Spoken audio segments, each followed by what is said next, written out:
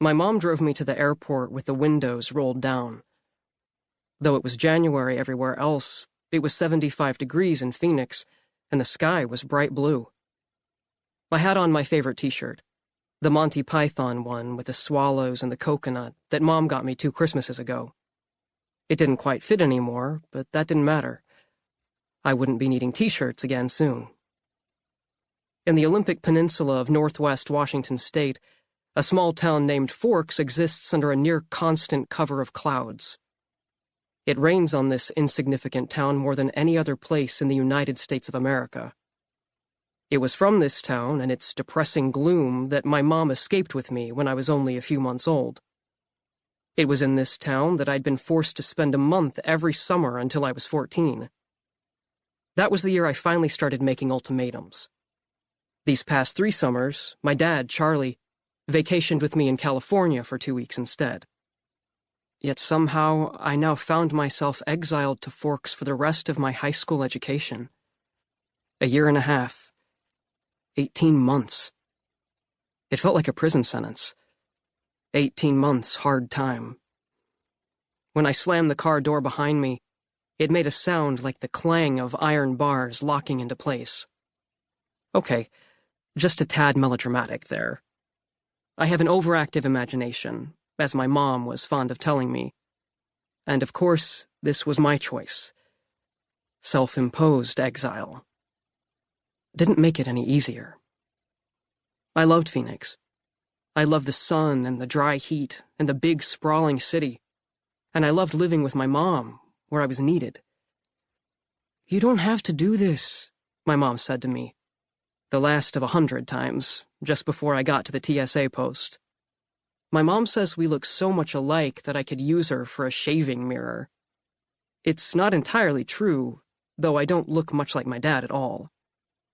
Her chin is pointy and her lips full, which is not like me, but we do have exactly the same eyes. On her they're childlike, so wide and pale blue, which makes her look like my sister rather than my mom. We get that all the time, and though she pretends not to, she loves it. On me, the pale blue is less youthful and more unresolved. Staring at those wide, worried eyes so much like my own, I felt panicked. I'd been taking care of my mom for my whole life. I mean, I'm sure there must have been a time, probably when I was still in diapers, that I wasn't in charge of the bills and paperwork and cooking and general level-headedness, but I couldn't remember it. Was leaving my mom to fend for herself really the right thing to do?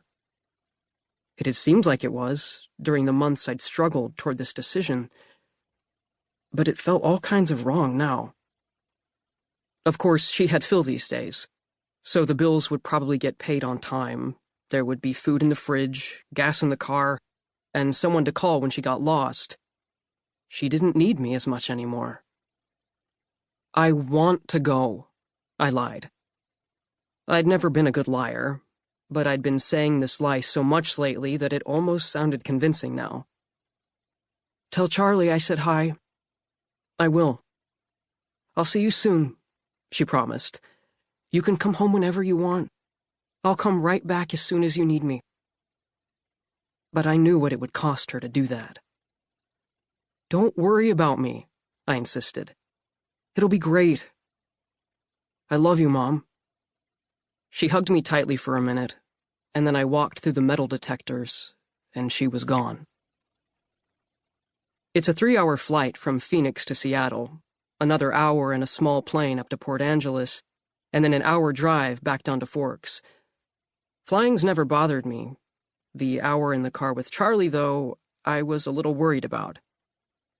Charlie had been pretty decent about the whole thing. He seemed genuinely pleased that I was coming to live with him sort of permanently for the first time.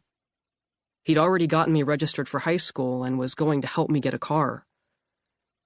But it would be awkward. Neither of us was what you'd call extroverted. Probably a necessary thing for living with my mother. But aside from that, what was there to say? It wasn't like I'd kept the way I felt about Forks a secret. When I landed in Port Angeles, it was raining.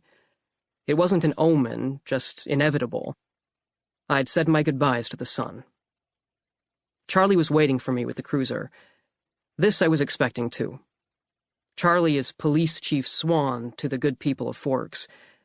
My primary motivation behind buying a car, despite my serious lack of funds, was that I hated driving around town in a car with red and blue lights on top. Nothing slows down traffic like a cop. I stumbled off the plane into Charlie's awkward, one-armed hug. "It's good to see you, Beau," he said, smiling as he automatically steadied me. We patted each other's shoulders, embarrassed, and then stepped back. "You haven't changed much. How's Renee?" "Mom's great. It's good to see you too, Dad." I wasn't supposed to call him Charlie to his face. "You really feel okay about leaving her?" We both understood that this question wasn't about my own personal happiness.